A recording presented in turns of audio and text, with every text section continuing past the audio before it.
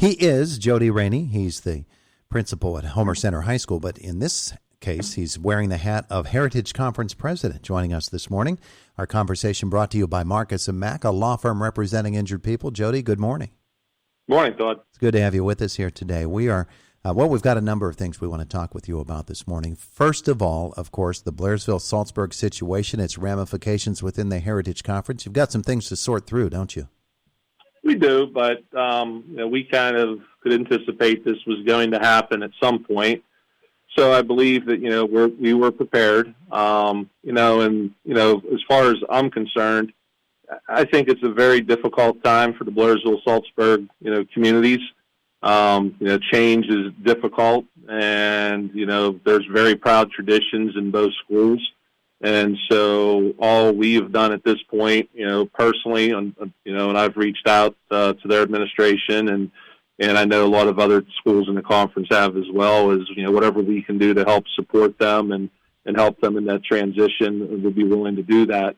But as far as from the conference standpoint, I think that we could anticipate that was coming, and so we are prepared. And with the addition of Cambria Heights next year, we've functioned with 9 teams in the past, and so we're prepared to do so. And of course, we are open to any school that may want to consider joining and having those conversations with them. So, I just hope that the transition goes well. I know it's a difficult time, but it also can be an exciting time. There's going to be greater opportunities for students.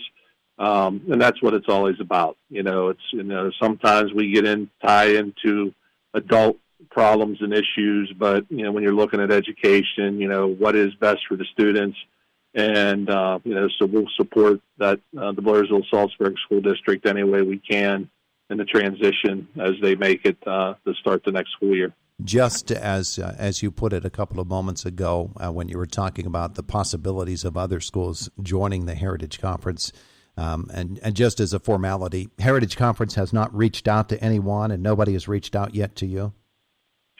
I will tell you, Todd, we've had conversation with a school that we believe will be potentially an excellent fit for our conference, not only in student population, but also in quality of what they could bring to conference. So those are in the preliminary stages of conversation, and so we've had opportunities to talk to a specific school. Keep that kind of under the hat, who that is at this time. Mm-hmm. But we're making progress, and we're optimistic that we may have another member. It's just a question of would it be in 2021 or starting in 2022. And a combined Blairsville and Saltsburg 2 schools would not push them up anywhere near AAA, would it? Oh, actually, I believe it will. In basketball. Oh, yeah? In basketball, it may. But in football, I would believe they'd be AA. Actually, we did. I reached out to, at the request of Blairsville-Saltsburg, I did reach out as a member of District 6 to Mr. Marshall, our District 6 chair. He helped Blairsville guide them to have conversation with the PIAA about how classification and how that works in the middle of a cycle. Because every 2 years we do our enrollments, and that's how you get your classification. Mm-hmm. Well, obviously we're in the middle of a cycle, and so it's a procedure where I believe they're going to end up having to count both sides of the district, and that would put them, I believe they'll be close. Our counts right now, based on the numbers we have, their boys program would be still smaller in numbers to Marion Center. They'd fit right in with about Marion Center and Cambria Heights. Their girls' numbers, they would be behind, I believe Cambria Heights next year will be our biggest female school. And so they'll fit right kind of towards the top 3 for sure, maybe the top 2 of the females for their programs in athletics. So, but they are in contact and in conversation with the PIAA to help make that transition and make sure they're following PIAA guidelines. I do know that for sure. Yeah, and those final numbers would also be dependent upon the number of students who stay with the district or, charter schools and other things, those issues would still have to be resolved, would they not? Yeah, there's a formula they use for how, like, even if we have a student that resides in our district and attends cyber school, there's a formula they use. You don't have to count them all, but there's a calculation that you plug in when you're submitting your numbers. Yeah. So yeah, there's a lot to still work out, but at least they're in direct contact with the governing body, and I'm sure that they'll do it well. But I know they'll be close pushing AAA for basketball, but like football, I believe they'll still lock in at AA. That's my guess at this time. Well, last summer was extra busy with some extra work from the Heritage Conference standpoint in District 6 for one reason, and this might be a different reason, but it never does get boring, does it?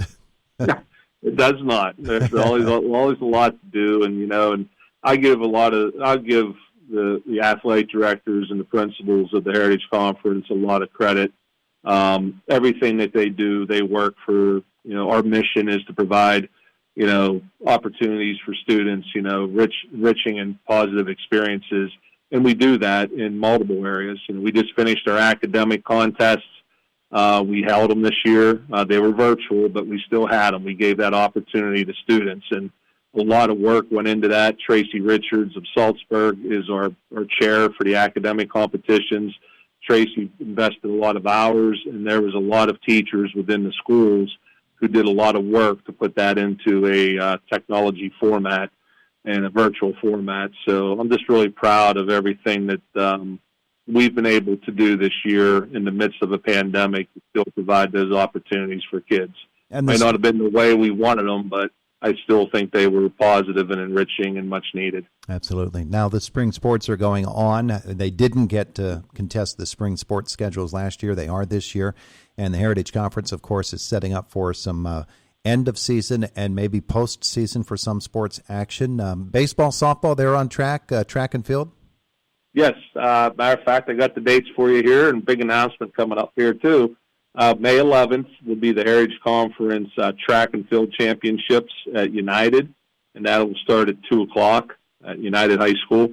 May 17th, we're announcing we have moved our baseball championship game back a few days to May 17th. The baseball championship game will be here at Homer Center at 7 o'clock, but this is our official announcement of it has been moved to May 17th. And that was really thought, to accommodate the pitchers and having a full team availability when you go into district playoffs because of when they started district playoffs. So we adjusted so you didn't have to decide to throw your top pitcher in the championship for Heritage or the opening round of districts. So we accommodated that by moving the baseball championship game to 7 o'clock on May 17th. And again, that'll be at Homer Center. Mm-hmm. May 19th, the softball championships will remain on May 19th. That will be at Northern Cambria, also 7 o'clock start. And then a couple other announcements. We've been working with the KCAC, looking at the fall already. So we're prepared today to announce that our cheer championships for 2021, will be October the 26th at the KCAC. That's during the week. It's a move off of the weekend, but in order to get it to the KCAC, we did that. And then the following night, October the 27th, at the KCAC, we'll return with our volleyball championships at the KCAC. So, there's some light at the end of the tunnel, and we're excited to make those announcements and start giving our kids that grand stage that we do get the luxury of using at the KCAC. So pretty exciting stuff for the Heritage Conference today. It really does sound like it takes such hard work to get all these things done, and there's a lot of behind-the-scenes maneuvering that has to make it happen, and it's great to see that you've been able to get all of that done. Anything else we need to know about what's going on within the conference right now as we end this academic year and look forward to what's coming up? Well, I have to give a shout-out because I said about the academic competitions.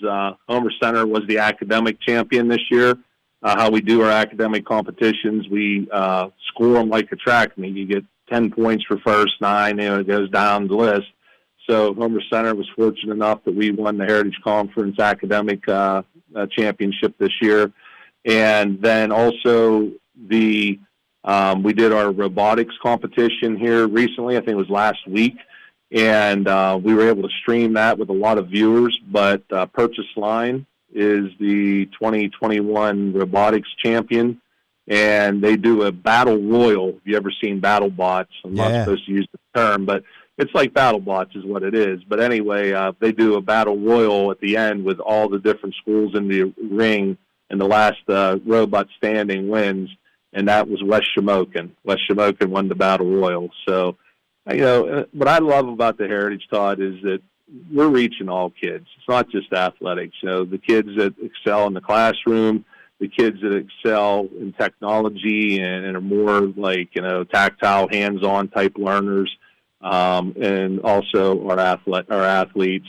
And we also will be releasing here in the near future our scholarships. We are giving a male and a female from each member school a $250 scholarship like we usually do at the Heritage Conference Basketball Championships. So we'll still be awarding the scholarships this year to our students across the conference, and we'll be releasing those names and that information here within the next week or two.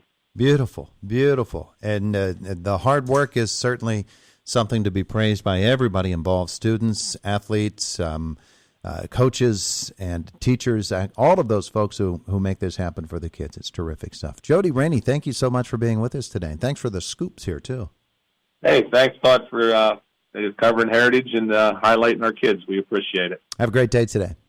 Hey, you too. Talk to you soon.